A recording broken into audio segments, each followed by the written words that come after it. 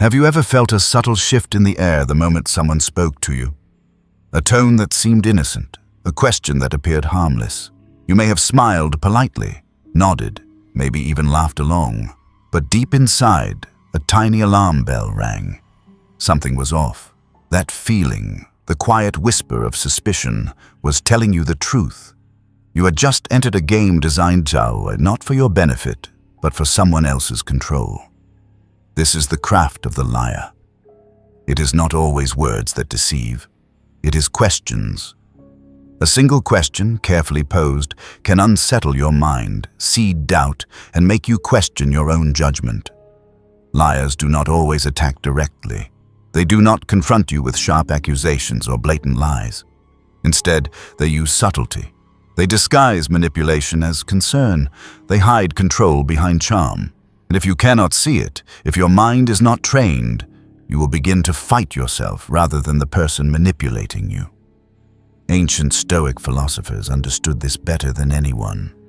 Seneca, Epictetus, Marcus Aurelius, they warned us about the quiet power of deception, about the vulnerability of the mind when it loses its balance. Today, we will break down 5 of the most dangerous questions liars ask. Questions that sound benign, even caring. Questions that hide their true purpose. More importantly, we will explore how Stoic wisdom can protect you, how you can remain calm, clear, and unshakable. By the end of this lesson, you will understand these manipulative tactics and learn the tools to ensure that no one controls your mind or your peace through words alone. Question 1. Why are you being so sensitive? On the surface, it seems innocent, even empathetic. Perhaps a slight smile accompanies it, soft eyes, an almost caring tone. Why are you being so sensitive? But under that gentle mask lies a weapon. This is the first bullet fired by the manipulator, the gaslighter. Embedded within that question is accusation, disguised as concern. What they are really saying is, you are imagining things. You are weak. The problem is not me. It is you. Think back to your life. Have you ever been in a situation where you noticed something that didn't feel right, and when you spoke up, you were dismissed? A partner says, "You're too sensitive." A boss says, "Don't overreact. It's just business." Perhaps a friend whispers, "You're imagining things. It's not a big deal." The effect is the same. The moment you start questioning yourself, the manipulator wins. Seneca wrote, "We suffer more in imagination than in reality." Manipulators understand this principle intuitively. They don't need to confront you directly. They plant seeds of doubt. Over time, your imagination turns those seeds into full-grown forests of anxiety, self-blame, and uncertainty. You begin to question your instincts, your perception, your awareness. Yet, the Stoic perspective is different. Sensitivity is not a weakness, it is awareness. It is perception, sharpened by attentiveness. The person who notices subtle changes in behavior, who observes inconsistencies, is often the first to see danger before it strikes. Consider the financial analyst who notices minor discrepancies in a company's books. Colleagues might call him paranoid. Years later, a massive fraud is uncovered. Or a spouse who senses subtle changes in a partner's behavior. Dismissed at first, they later uncover a betrayal months in the making. In both cases, sensitivity was the warning system, the radar, the shield that alerted them long before disaster struck. So, how would a Stoic respond? Marcus Aurelius wrote, "If someone can prove me wrong and show me my mistake, I will gladly change. For it is truth that I seek, not victory." A Stoic understands the difference between observation and accusation. When faced with the question, "Why are you being so sensitive?" one does not respond with defensiveness, not with anger, not with self-justification. One responds with clarity. "I am not being sensitive, I am being observant." 3 simple words, calm, firm, and resolute. They shift the dynamic. The liar, who expects panic, confusion, or apology, is caught off guard.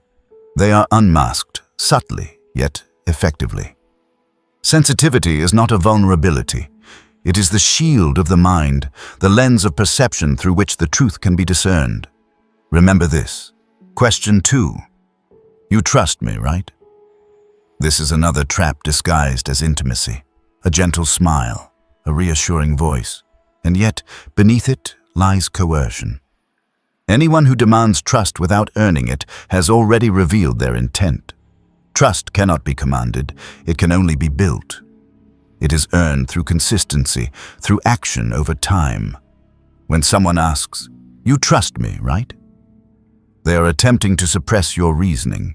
They want you to bypass scrutiny, to hand over your judgment, your discernment without hesitation.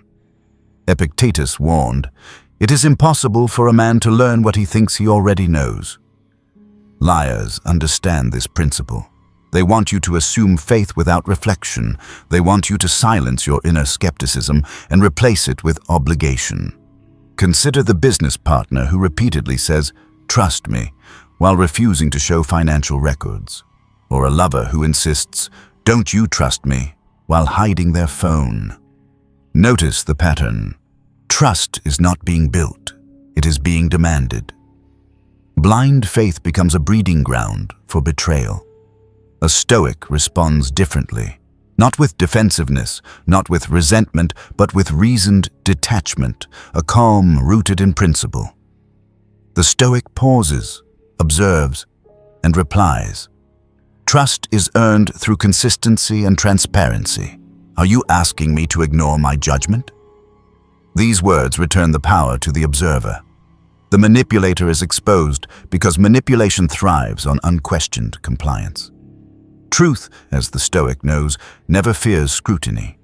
Trust, like a fortress, is built stone by stone. It cannot be given hastily under pressure. Question 3. Are you accusing me of something? Here lies a subtler form of manipulation. The question pretends innocence, yet it is a defensive shield. When you raise a concern, when you point out inconsistency, this question shifts the spotlight from the liar to you. Suddenly, you are the aggressor, the one under suspicion. This tactic is insidious. By making you defend yourself, the liar deflects attention and control. You rush to explain, to justify, to soften your words, and in doing so, you cede the ground of authority. Marcus Aurelius advised, the best answer to anger is silence. Silence is not surrender. Silence is power. Silence is the refusal to play on someone else's terms. Imagine the scenario. A manager is confronted about missing funds. Instead of answering, they snap, "Are you accusing me of stealing?" A partner, questioned about secrecy, fires back, "Are you accusing me of cheating?"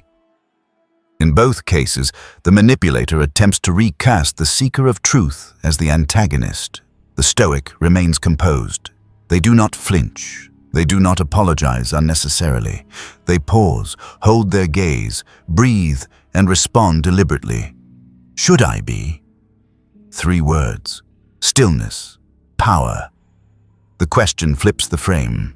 The liar, who expects panic or defensiveness, is unsettled. Truth is restored. The spotlight now shines on them. Their deception cannot hide in plain view. Question 4. Would I ever lie to you? Poison, velvet wrapped. This question is theatrical. It plays on guilt, suggesting that any doubt directed toward the speaker is an insult. But why does this question arise unless the manipulator fears exposure? The plea for innocence is not an appeal to honesty. It is an attempt to silence inquiry. Consider the partner who hides messages yet asks, "Would I ever lie to you?" Or the colleague who dodges accountability while insisting, "Come on, would I really lie?" The louder the protest, the deeper your suspicion should run. Integrity does not demand reassurance. It shows itself consistently. A Stoic responds with calm and clarity. They do not scramble to reassure. They do not rationalize. They let the question hang in the air, and then they redirect focus. That's not the question. The question is, would I know if you did? Instantly, power returns to the observer. Light is shed on the shadows the liar hoped to conceal. Only liars fear questions. Truth needs none. Question 5. Can't we just move on? This is the manipulator's final card, the desperation play. When denial, deflection, and coercion fail, they attempt exhaustion. Can't we just move on? On the surface, it appears peaceful, conciliatory, yet beneath it lies avoidance. The manipulator does not seek closure. They seek escape from accountability. Liars thrive on fatigue. Truth survives only if the seeker remains vigilant. Many lies persist, not because the deceiver is cleverer, but because the observer grows weary. The Stoic understands that truth has no deadline. Marcus Aurelius wrote, "If it is not right, do not do it. If it is not true, do not say it."